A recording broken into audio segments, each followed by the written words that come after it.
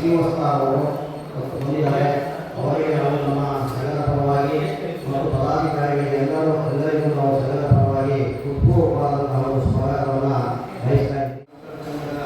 ವತಿಯಿಂದ ಈ ದಿನ ನಮ್ಮ ಒಂದು ಸಂಘದ ವತಿಯಿಂದ ಅಕ್ಷರ ಬೃಹತ್ ಸಮಾವೇಶವನ್ನು ಏರ್ಪಾಡು ಮಾಡಲಾಗಿದೆ. ಆ ಒಂದು ಬೃಹತ್ ಸಮಾವೇಶಕ್ಕೆ ಈ ಒಂದು ಸಂದರ್ಭದಲ್ಲಿ ಆಗಮಿಸಿದ ತಪ್ಪಿ ಅವರಿಗೆ ಸೂಕ್ತ ರಕ್ಷಣೆ ಮತ್ತು ಪೊಲೀಸ್ ಭದ್ರತಾ ವ್ಯವಸ್ಥೆ ಮಾಡಿಕೊಳ್ಬೇಕಂತ ನಾವು ಅವನ್ನ ಕೇಳ್ಕೊಳ್ತಾಯಿದ್ದೀವಿ.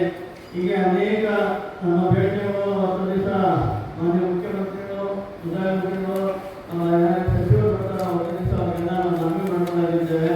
ಈ ರೀತಿ ನಮಗೆ ಹಲವಾರು ಸಂಕಷ್ಟಗಳಿದ್ದಾವೆ. ಅದನ್ನು ತಪ್ಪಿಸಿ ನಮಗೆ ಅಕ್ಷರಗಳು ಒಳ್ಳೆಯದು ಮಾಡಬೇಕು ಅಂತ ನಿಮ್ಮ ಪತ್ರಿಕಾ ರಾಜ್ಯದಲ್ಲಿ 1947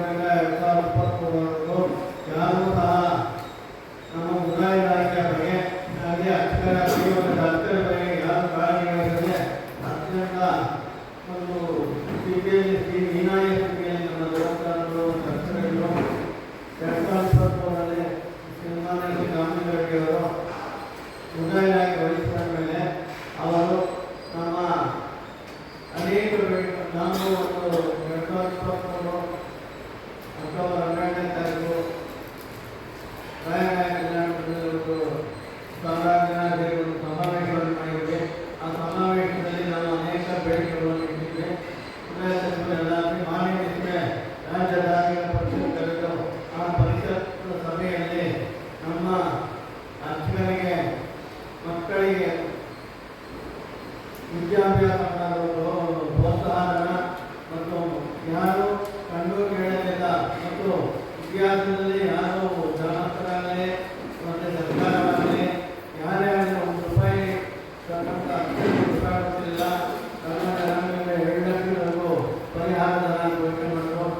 ಆಗ ನಾವು 3 ಜನಕ್ಕೆ ಕಾಶಿ ಯಾತ್ರೆಗೆ ಉಚಿತವಾಗಿ ಕಳಿಸ್ಕೊಡಲು ಕೇಳಿದ್ರೆ ಗ್ರಾಮೀಣ ಪ್ರದೇಶದ ಅಷ್ಟರು ಕಾಶಿ ಯಾತ್ರೆಗೆ ಹೋಗಕ್ಕೆ ಅವಕಾಶ ಇರಲಿಲ್ಲ. ಪಾಪ ಬಹಳ ಗ್ರಾಮೀಣರು 100 ಜನ ಕೇಳಿದ್ವಿ. ಅಕ್ಷರ ಅನೇಕ ಬೇಡಿಕೆಗಳನ್ನು ಈಡೇರಿಸಿದ ಮುಂದೆ ಅವರಿಗೆ ನಮ್ಮ ಬೇಡಿಕೆಗಳನ್ನು ಈಡೇರಿಸ್ತಾರೆ ಅಂತ ನಮ್ಮೊಂದು ಆಶಾಭಾವನೆಯಿಂದ ಇದ್ದೇವೆ. ಅದರಿಂದ ನಾವು ಈ ಒಂದು ಸಂದರ್ಭದಲ್ಲಿ 5ನೇ ತಾರೀಕು ಅಂಬೇಡ್ಕರ್ ಭವನ ವಸಂತನಗರದಲ್ಲಿ ಒಂದು 2,000ಕ್ಕೂ ಅಧಿಕ ಅಕ್ಷರ ಸೇರಿ ಒಂದು ಬೃಹತ್ ಸಮಾವೇಶವನ್ನು ಹಮ್ಮಿಕೊಂಡಿದ್ವಿ. ಹಮ್ಮಿಕೊಂಡ್ಬರುತ್ತೆ ಅದರಲ್ಲೂ ಸಹ ಅಭಿನಂದನಾ ನಾವು ಹಮ್ಮಿಕೊಂಡಿದ್ವಿ. ರಾಜ್ಯದ ಎಲ್ಲ ಜಿಲ್ಲೆಗಳಿಂದ ಸಾವಿರಾರು ಅಕ್ಷರ ದಿವಸ ಅಂಬೇಡ್ಕರ್ ಭವನದಲ್ಲಿ ಆಗಮಿಸಿದ್ದಾರೆ. 40 ದಿವಸ ಒಂದು ಬೆಳಿಗ್ಗೆ 10 ಗಂಟೆಯಿಂದ 4 ಗಂಟೆ